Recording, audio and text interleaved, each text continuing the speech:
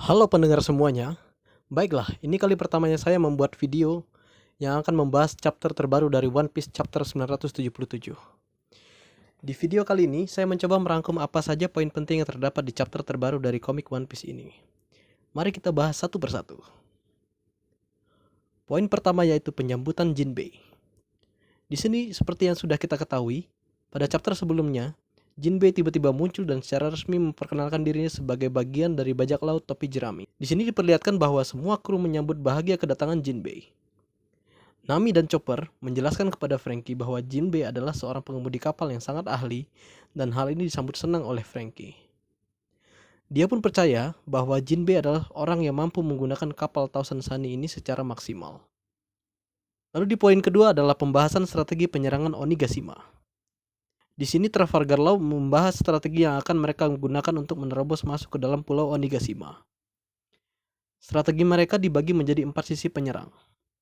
Law mengatakan bahwa apapun strateginya, Luffy dan Eustace Kid sudah pasti akan menerobos langsung ke depan. Yang dimana ini akan menjadi pengalihan yang bagus agar kelompok yang lainnya bisa menyusup ke sisi kiri dan kanan bagian dalam pulau tersebut. Yang bertugas menyusup di sisi kiri dan kanan tersebut adalah kelompok suku Ming yang dipimpin oleh Sicilian. Dan kemudian kelompok samurai yang akan dipimpin oleh bos Hyogoro. Sedangkan Trafalgar Law dan Kinemon beserta kelompok 9 sarung pedang merah yang lainnya akan mengambil rute memutar luar pulau dan menggunakan kapal selam milik Law. Dan akan mengambil sisi belakang dari pulau Onigashima dan mereka akan menyusup dari belakang menggunakan kekuatan dari Trafalgar Law. Kemudian yang poin ketiga adalah bajak laut topi jerami unjuk kekuatan. Seperti yang sudah diprediksi oleh Trafalgar Law, tanpa basa-basi, kelompok bajak laut topi jerami langsung menyerbu ke pintu gerbang Onigashima. Diperlihatkan bahwa Luffy, Jinbei, Zoro, Robin, Brook, Sanji, dan Franky dengan mudahnya mengalahkan penjaga. Sedangkan seperti biasa, trio penakut, Usopp, Nami, dan Chopper hanya mengintip dari kapal. Yang padahal kita semua tahu trio penakut ini tidaklah lemah. Nami dengan Zeusnya, Usopp dengan tanaman pop green yang kekuatannya serba aneh, dan Chopper yang telah menguasai teknik perubahan buah hito-hito nominya. Tetapi memang rasa takut mereka lebih besar ketimbang keinginan bertarungnya mereka. Tetapi saya percaya di Arc Wano ini, semua kru topi jerami akan terlibat dalam pertarungan yang epik pada nantinya. Sudah lama kan kita tidak melihat mereka bertarung bersama dengan formasi kru yang lengkap, apalagi ditambah dengan Jinbei. Poin yang keempat adalah pesta minum yang ditunda. Poin ini cukup menarik perhatian saya.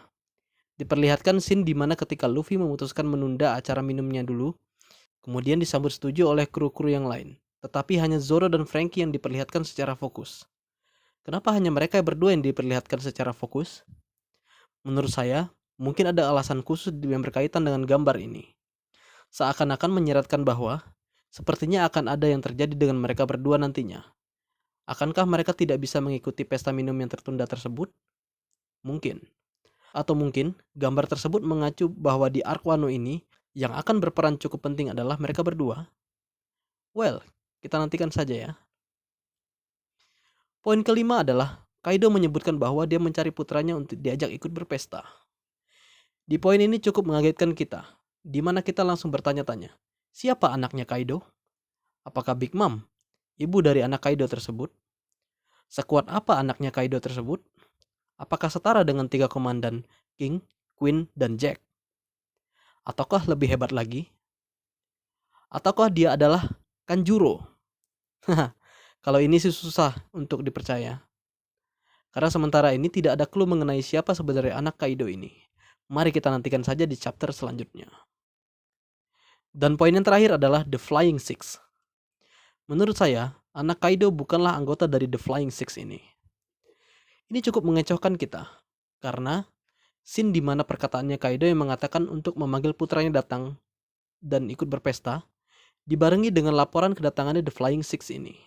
Jika memang anaknya Kaido adalah anggota dari The Flying Six ini, tentunya ada perubahan ekspresi dari Kaido yang sedang mencari putranya tersebut. Tetapi, di sini Kaido tetap dengan ekspresi biasa saja dan berkata bahwa The Flying Six harus bertemu dengan Big Mom terlebih dahulu. Kemungkinan maksudnya Kaido adalah supaya The Flying Six bisa langsung membahas strategi untuk mengalahkan Luffy, ataupun mengenalkan bahwa Big Mom sudah menjadi aliansi dengan Kaido. Dan yang menarik dari bagian The Flying Six ini adalah scene yang ditunjukkan hanya bagian kakinya saja.